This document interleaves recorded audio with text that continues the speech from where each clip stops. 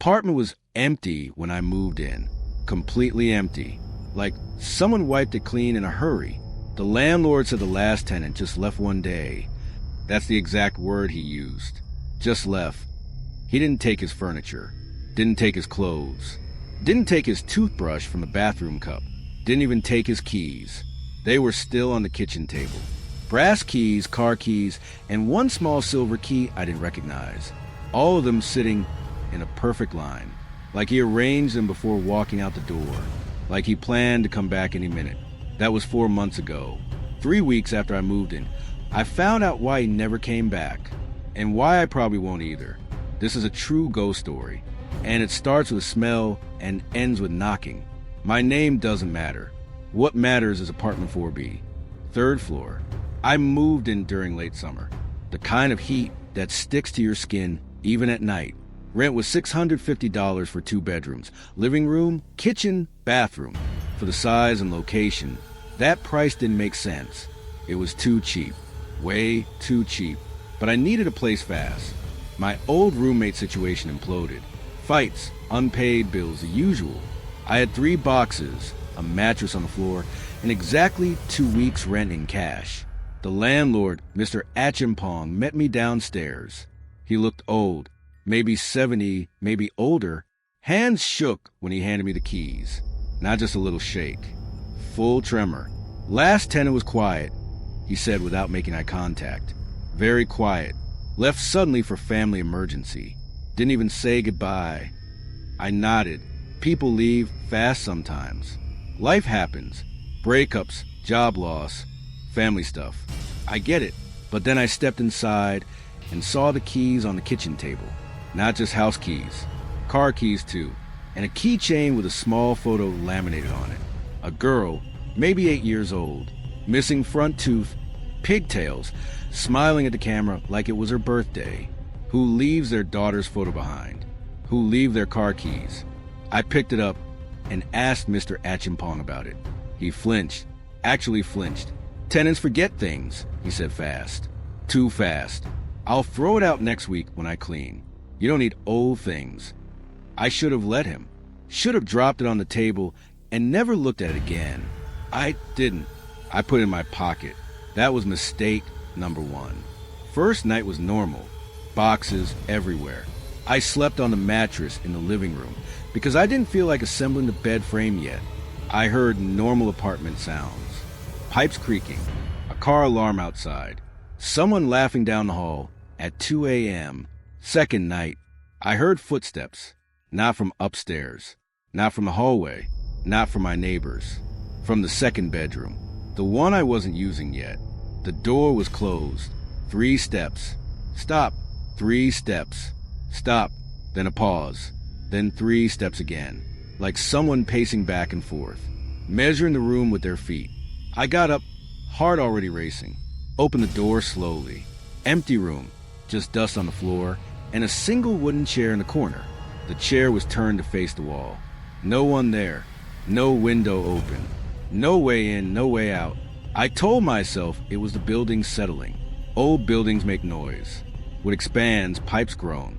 That's what Google said when I searched it at 3 a.m. Third night, the smell started. Mild at first, like wet cardboard left in the basement, or laundry forgotten in the washer for 4 days. It came from under the bathroom door. Strongest near the drain. I checked the pipes. No leak, no visible mold. The tiles looked clean. The landlord said, "Plumbing is old. It happens in these buildings. Just run the fan." I bought 3 different air fresheners. Citrus, lavender, ocean breeze. Problem solved. For a while. But the smell always came back when the fan was off. Week 2, I finally met someone else on the floor. Mrs. Corker from apartment 4A. She was maybe 60. Gray hair in a bun. Always watering plants on her small balcony across from my door. Morning and evening, same routine. She saw me carrying groceries and stopped me in the hallway. "You live in 4B now?" she asked. Her voice was soft, but her eyes weren't. They were sharp. I said yes and smiled. Tried to be friendly. Her face changed. Not fear. Something worse. "Pity. like she was looking at a dog about to get hit by a car. "How long you planning to stay?" she asked. "Depends on rent." I laughed, try and keep it light. "Why? Is there something wrong with the apartment?" She looked at my door, the 4B, for a long time. So long it got uncomfortable. Then she leaned in and whispered, "The last tenant, Daniel, he heard things too. He asked me if I heard the pacing at night. Said it kept him awake." My blood went cold. "What pacing?" She shook her head hard. "Forget it. Old building makes noise. Pipes wind through the vents. Don't listen to me. I'm just an old woman who talks too much." She went back inside and closed her door, but she left her watering can on the balcony, and she never came back out to water those plants again. They dried up and died over the next week. I started using the second bedroom in week 3. Needed space for my desk and computer. The living room was too cramped. That's when I found the marks on the wall behind where bed would go. If you didn't know to look, you'd miss them. Faint scratches in the paint, like fingernails dragged down. Not deep at first, but there were hundreds of them, up and down, in clusters, like someone was trying to climb out, or trying to claw their way in. I touched them with my finger. Dust fell off. They were old, maybe years old. Paint had been touched up over them, but not well. That night the pacing was louder, much louder, like the person was right behind the wall now. And there was a new sound, breathing, heavy, ragged, like someone who had been running for miles, then stopped to catch their breath. Wet, wheezing breaths. It came from the wall, the exact same wall with the scratches. I put my ear to the cold drywall, held my breath. The breathing stopped. Then 3 knocks. Slow, deliberate, from inside the wall. Knock, knock, knock. I didn't sleep that night. I sat with my back against the door until sunrise. Next morning, I dug the keychain photo out of my drawer again. The girl in the photo. She looked familiar in a way that made my stomach turn. I'd seen her face before, on a missing persons poster, taped to a pole near the downtown market. Missing, Alma, age 8. Last seen August 2023. If you have any information. I went back and pulled the poster down, compared it to the photo. Same eyes, same smile, same small gap in the front teeth, same tiny birthmark on her left cheek. This was Daniel's daughter, the tenant who left suddenly for a family emergency. I went back to Mr. Achimpong that afternoon, slammed the poster on his desk. His hands shook worse than before. He wouldn't look at me, wouldn't look at the poster. Police said she ran away. He mumbled to his desk. Children do that sometimes. Daniel went looking for her, never came back to collect his things. Then why are his keys still here? I demanded, why is his daughter's photo still here?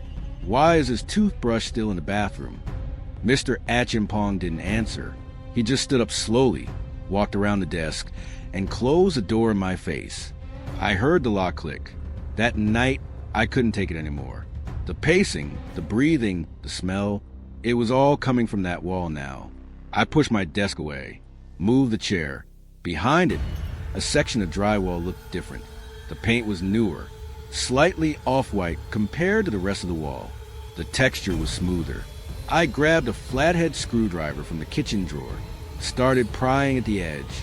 The wall came apart easier than it should have, like it was meant to be opened. Behind it, a small space, maybe 2 feet wide, 6 feet tall. A hidden room built into the wall cavity. And inside, clothes, Daniel's clothes, folded neatly on a small shelf. Jeans, t-shirts, a jacket, all of them. The smell was overwhelming here. Wet cardboard, yes, but underneath, something sweet, like meat left out too long. Like rot, in the corner, scratched into the bare concrete floor with something sharp, were words. She's still here. Don't let her out. Under that, more scratches. Desperate ones, going deeper into the concrete, until the letters were gouges, like he was trying to dig his way out with his bare hands. And on the back wall, more fingernail marks, from inside this hidden space. Thousands of them, covering every inch. Daniel didn't leave for a family emergency. He was trapped in his own apartment, sealed inside the walls. For how long? Days? Weeks? Months? The keys on the table.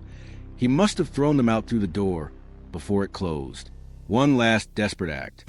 I'm recording this now because I hear the pacing again, but it's not coming from the second bedroom anymore. It's coming from inside my bedroom wall. The wall right next to my bed. 3 steps. Stop. 3 steps. Stop. Closer than before. Like whoever's pacing is moving from the hidden room into my room. And the breathing. Closer now. Wet. Right on the other side of the drywall. I checked the hidden room today. The words on the floor changed. New scratching.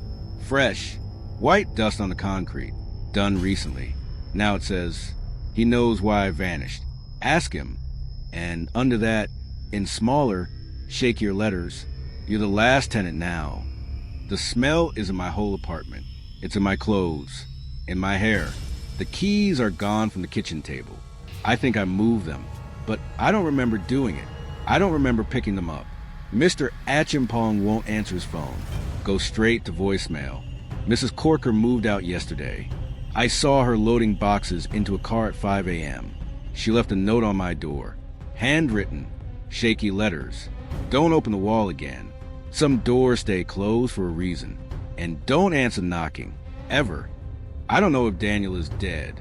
I don't know if his daughter Alma is here with him. But I know why the last tenant vanished.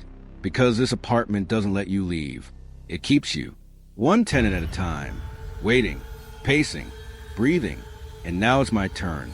If you're hearing this, don't rent apartment 4B on the 3rd floor. Don't look behind the walls. And if you hear pacing at night, don't answer when it knocks. Subscribe if you want to hear what happens next. Because I don't think I'm getting out of this apartment alive. The knocking started again while I was recording this. Drop a comment if you've ever felt like something was watching you from inside your walls. Tell me what it did. And turn off your lights before you sleep tonight. You never know what's listening on the other side. And you never know when it'll start pacing. That was the last tenant vanished. Now I know why. If you made it this far, you're built different. Most people turn it off at the first knock. New true paranormal story every day. Hit subscribe so you don't miss the next one. Stay safe and check your walls before they check you.